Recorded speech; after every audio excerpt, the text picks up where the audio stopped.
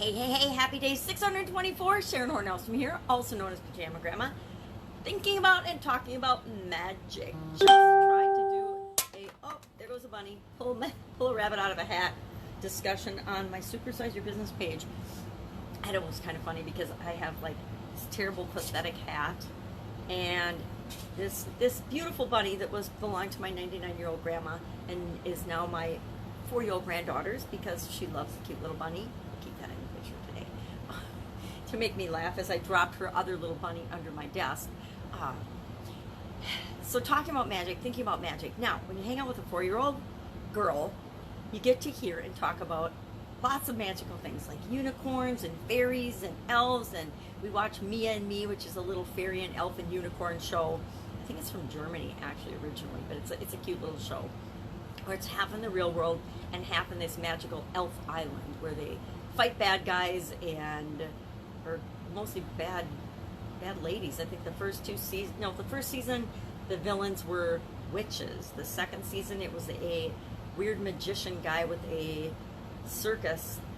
Anyway, it's getting off track. But magic becomes a part of, and I guess I haven't thought about magic for a long time, and so it's fun to have things like that rekindled, and I guess it's fun. It's fun to talk about things like that with little girls and to see their imagination and how open they are to possibilities and how quickly they are shut down by the rest of the world with respect to imagination and things.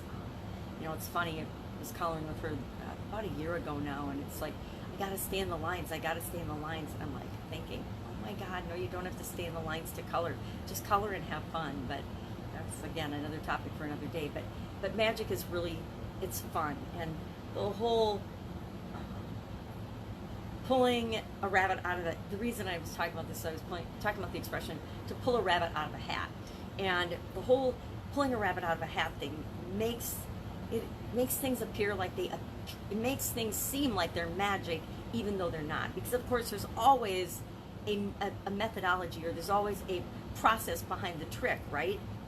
We like to think that there's shortcuts and tricks in life, but are there really? Yes and no. I mean, once we've learned something, we can simplify the process and we can get there faster and we can get the result again more quickly the next time. But really, the first time, was there a shortcut to learning it? You can model other people, you can study what other people have done, but until you actually do it yourself and make it your own, there is no shortcut. And frankly, there's usually no shortcut to what it is we want in life. It's all about us working toward and becoming who it is we need to become in order to not earn, but kind of earn that spot. And it's not earn in anyone else's eyes, it's earn in our own eyes. I was talking to somebody yesterday about a relationship, and they're really struggling in their relationship because the person that they want to be in a relationship with clearly does not love themselves. And when you don't love yourself, it is impossible to let other people love you. It's a weird example, not sure why I'm going there, but I am. Maybe because that's how I was in the past. I didn't think I deserved to be loved for some reason, and so the person that loved me, I did everything in my power to push that person away. Not once, but repeatedly, right? Because of my lack of believing that, I don't know where that came from, it was a kid thing I had to get over, but believing that I didn't deserve to be loved. And it's true of any other thing. If we don't think we deserve to have money, guess what? No matter what we do, we'll make a little progress, and then we'll push money, we'll get some money, and then we'll push it away. We do the same thing with everything, every emotion, every feeling, everything, every material thing in our life that we think we want. Until we personally decide and feel worthy of it, we won't let ourselves have it. We will undermine, we will sabotage. Say you want a new car, and you're starting to save the money, well then something will happen and you'll have to use the money that you wanted for your new car for something else, or a new anything that you want. Watch this play out in your life. Make a decision that you want something, anything. It could be something as simple as a cup of coffee. Oh, I want a cup of coffee right now. Now watch, all of a sudden you have to go to the bathroom. So instead of going and getting a cup of coffee, first you're diverted and you have to go to the bathroom.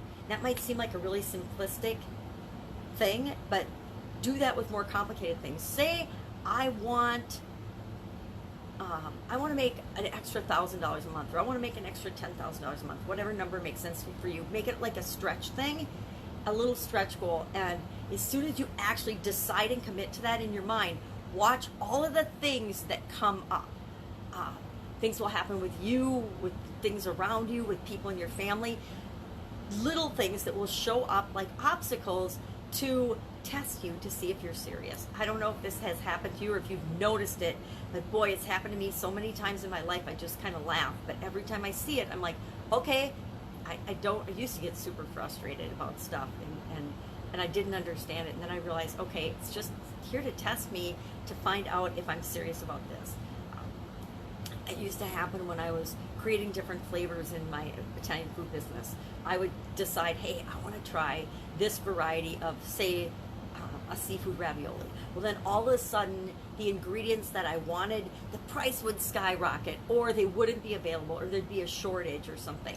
And it was just to see if I was gonna solve that problem and be creative enough to find another source, or find a less expensive source for the materials, or to test and tweak the recipes till I got it to be exactly what my customers wanted and people liked. It was kind of started to be a game. It's even a game still today. Right now, we always have problems our entire life. If you think that you're never going to have problems again, that you're going to get to this magical thing and then you're going to be happy, or you're going to get to this magical amount of money and then you're not going to have problems anymore, I am going to be the one to burst your bubble right this instant and say, life will always happen. No matter what is going on around you, life will always happen. And our life is a journey till we die. It's a journey and an adventure, so you might as well embrace it and have fun with it and enjoy it, because we're never going to be done. No matter what we want, we're always going to want something more. No matter where we are, we're always going to want to have that next adventure, to have that next experience, to have that next new thing. No matter how many clothes I have in my closet, no matter how many robes I have, I always want more. No matter how much money we have, we usually want more. And you can apply that to anything in your life. No matter how happy we are in our relationship, we always want it to be continually improving and continually getting better. So that is magic. And I think the magic in life is really what we put into it and how much we appreciate what we receive in return for what we put into things. That's my philosophy of the day anyway. So what am I working on? And I have not done it yet.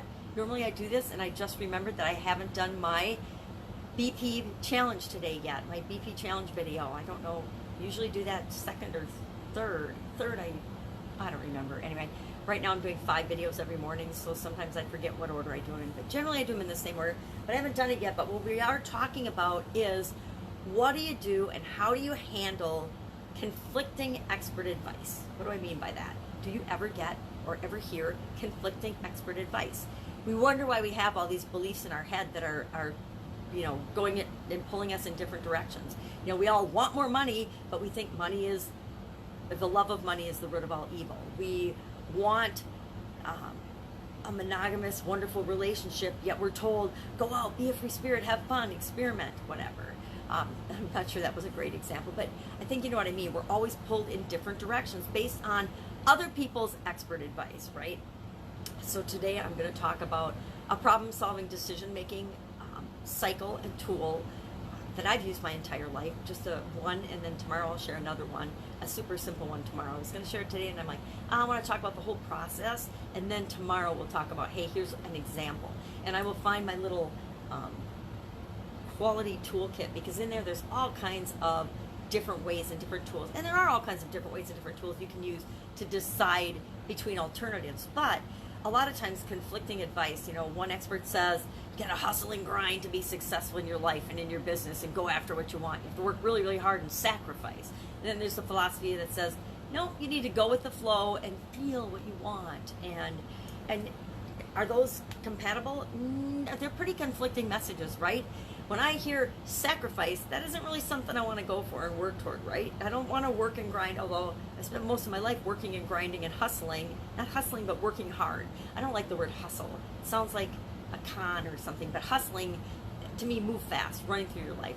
Working hard, putting in a lot of effort, giving a lot, to me, sounds better than hustle and grind. But lots of people are out there saying, you gotta hustle, you gotta grind, you gotta sacrifice.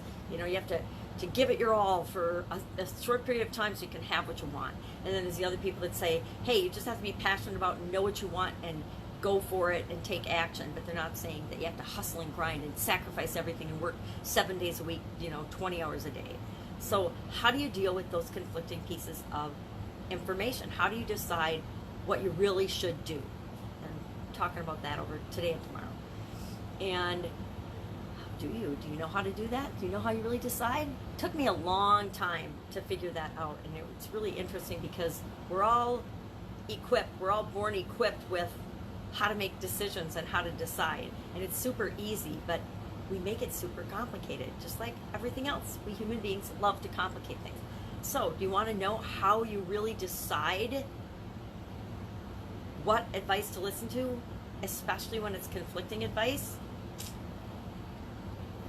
I guess I want to say share in the comments below if you want to know, and I'll share it tomorrow. But it's super duper easy, and I guarantee I've talked about it before, and I've probably talked about it repeatedly because I was so excited when I found it out. I was like, seriously, this is all I have to do? Yeah, let's wait and talk about that tomorrow. I'll share it tomorrow. Today, so I need to go make that video because I obviously forgot to make it. I have my amazing granddaughter coming, but she's not coming until after school today. So my daughter and I are going to go get our nails done because my daughter's going on a business trip for the next week. And I'm super excited for her about that. She loves where she's going. She loves the company she works for, so she'll have a great time doing that. And that means I get dogs and 4-year-old patrol for the next week. So that should make for an exciting, fun, challenging, magical week. So if I can help you with any magic, if there's any problem you have that I might have a unique perspective or a way to point you in the right direction, hit me up in the comments below. Otherwise, just have a magical, amazing day, and I'll, of course, be with you tomorrow. Probably not with my little bunny friend, but I'll be here. Bye. Hope you will be too. Have a great day.